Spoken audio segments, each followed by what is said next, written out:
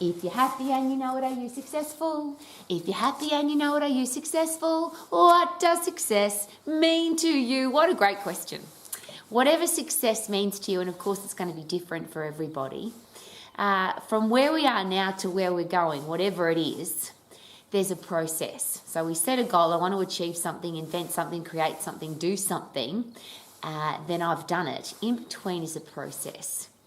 And I wonder if that's determined by genetics, by our culture, by our environment. What is it that determines why some people succeed and some people don't? Now, I don't like to use the word failure because to me, failure just means I gave up. And my question is always, if you have a goal, a dream, something that's important to you, why the hell would you give up?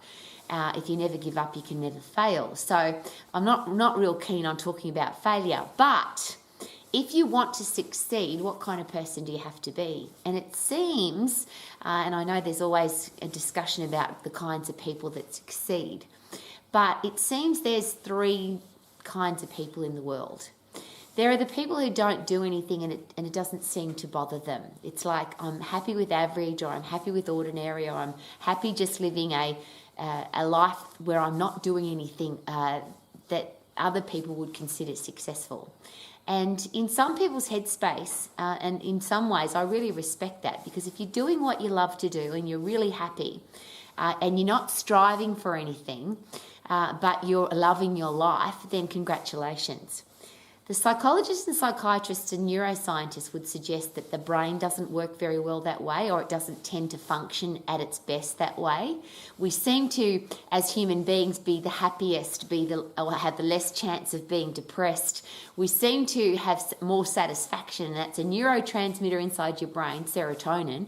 We seem to have that, or more of it, when we have a purpose. It's much easier to get out of bed and go and do your life when you've got a purpose. So there's people who don't do anything, and we can be judgmental with that, because it's like, oh, they're people who are average, or they go the minus mile, or they don't want to achieve anything. But all I'm asking is, if you are really happy and you don't want to do anything else that other people would call success with your life, congratulations. There seems to be another group of people that do just enough to get by. So if I have to dress a certain way, be on time, have a resume, whatever it is I need to do to make sure that I get a job and keep a job, for example. I do just enough to get on the team and stay on the team. I do just enough to get accepted into the university and do the study. I do just enough. And at Max here, we have a very strict application process, because Max International Colleges is all about personal coaching. So one of the things we're very aware of when we accept people into the program is we want people who are really committed to whatever it is that they want to do.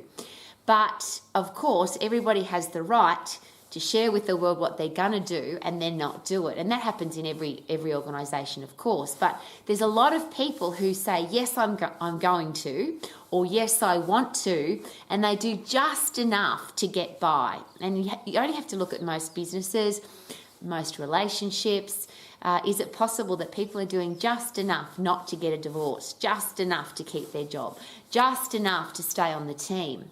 So there's the people who don't really care, the people who do whatever they have to do to just make sure that they survive. And that's probably the word I'm looking for. I'm doing just enough to make sure that I can pay my rent or my mortgage, I can put petrol in my car, I can eat food, and I can go on the occasional holiday. Then there's this amazing group of people that doesn't matter what the standard is, they want to achieve more than that. And that's one of the things I get really excited about as an educator, and certainly as the founder of an international fitness business college. There are some people who, doesn't matter what the standard is, they want to exceed that standard. Now at Max, and I use that as an example because that's what I do, we have a very high standard of education and the knowledge that you have to be able to become a top-level exercise professional or business person. But every so often somebody comes along who does more than required. Now, it doesn't happen very often. It's really interesting to watch.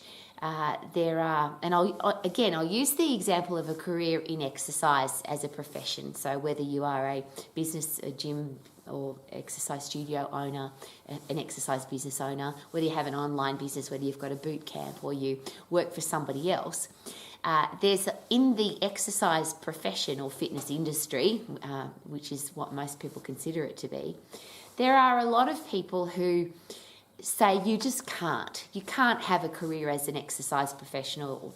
It might be called a personal trainer or a gym instructor or a fitness instructor. You just can't do that. It's not a real job. There's not enough money in it. It won't work. So even if they've got a dream, some people have a dream to do it, but they never do it because somebody told them that they can't, or they believe that they can't, or it's just not possible because it's all too hard. Then there's the people that I meet on a regular basis who want to be in the exercise profession and they want to have a gym or an exercise studio or an online fitness business or travel the world as an exercise professional. And they do that. They're that middle group where they literally do just enough to get by. And what's a bit fun for us, of course, at Max is because we've been doing this for such a long time, it's really obvious when people are doing that. How do I pass the test? We don't have tests at Max, but that's the attitude. It's like, well, whatever the test is, I'll do just enough so that I can pass the test so I can get the qualification. And of course, with that kind of headspace, you then go into any profession, but particularly the exercise profession, if you've got that headspace, and you end up with a career or a business that is doing just enough to get by. So your health club will have just enough members to pay the bills, or if you're an exercise coach, you'll have just enough clients to pay the mortgage. And it's an interesting way to live. All of that, everything that we do affects everything that we do. Would that be fair? If you have a headspace of whatever the standard is, I want to reach the standard and exceed the standard. And this is a great question that I ask, particularly as an exercise professional. There's some people that are not interested in how the human body works. So that's that first group. The second group is I'll learn just enough to be able to perhaps get myself into great shape, perhaps help other people to get into great shape, but I don't want to learn everything. It's all too hard. I'm the kind of person that I just want to learn it all. There's a lot of jokes about Chuck Norris doing it all. Rowie, how much do you want to learn? All of it. How much do you want to understand? Everything. How much do you want to keep learning every day? And I live in that headspace because I love what I do. And maybe that's the challenge, is it? That if you're not doing what you love, you just exist. If you are going to do what you love, I can't understand the middle bit, because the middle bit is about, I say this and it feels a bit yucky in my mouth as I say it. I'm going to do just enough to have a career that I love. It just doesn't compute for me. And I love meeting the people, and I love surrounding myself with people, and I love investing time with people, and I love brainstorming with people that whatever the standard is, they want to do more than that. So why am I sharing all of this with you? It's a really personal question, because do you have a dream? Do you have a goal? And what does success mean to you? And whatever it is it possible that if you're in the first group where you don't do anything, you just exist, that whatever it is that you want to do might never happen for you because it's a different headspace? Can you change your headspace? And the psychologists and psychiatrists all share this with me very happily and openly. Rowie, you can't change anybody, but if somebody wants to change, they certainly can. If you want to go from, I don't really care much about anything, I just existing through my life, to I want to learn it all, do it all, experience it all, succeed, and whatever success is to you, can you do that? Of course you can. And that's what I'm here for every day. Romax is simply the fundamentals, the success strategies for how to be healthy, fit and strong, how to have a career or business that you love, how to be financially free, and how to have great people in your life. And I would love to be able to say, oh, I'm so smart and Rowie's so smart and Rowie can share all this stuff with you. But I'm just sharing with you the fundamentals. It's like the ABC. If you're going to create words, if you're going to create sentences, if you're going to create paragraphs, if you're going to create a book, for example, you have to have the fundamentals. You have to learn your ABC. And the ABC of being healthy, fit and strong, having a career or business that you love, being financially free and having great relationships.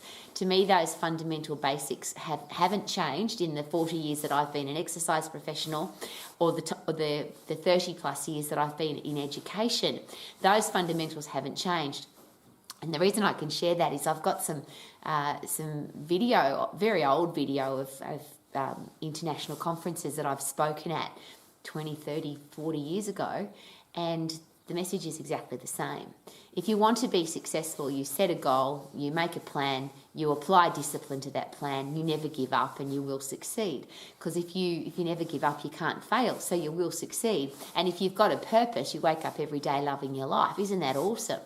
So the personal question is this: if you want to have all of those things in your life and more, if you want to be the person that says, yeah, I know Romex is all about being healthy, fit and strong, having a career or business that you love, being financially free and having great people in your life, but I want much more than that. They're the people that I love. It's like when somebody comes to me and says, I've got an idea, Rowie, for a business. It's never been done before. I get really excited about that because, of course, if it's been done before, you can do it too. It's just how. But if it's never been done and somebody's told you that it's impossible and it won't work, of course you can do it. It's just a matter of how. And that headspace is completely different to, I'll do just enough to pass the test. I'll do just enough to get the qualification. I'll do just enough to get on the team and stay on the team. If you really want to be successful in your life, whatever that means to you, is it possible that average doesn't work? And just by definition, average is in the middle of don't care, worst, absolute best and successful. In the middle there, by definition, is average. And I don't know why anybody would accept average if you've got a goal, if you've got a dream, and most importantly, if you are a parent or a teacher or a coach or somebody who's responsible for inspiring other people. So personal question, whatever you consider success to be, is it possible? And of course the answer is yes, it's just a matter of how. So what do you want? How are you going to do it? Apply discipline to the how, and then have that never give up attitude, which is I will not give up, which means I cannot fail. If the definition of failure is giving up, if you never give up, you can never fail, which means you will succeed. So, super duper doo, how are you? I know you are successful because you're never going to give up. Woohoo!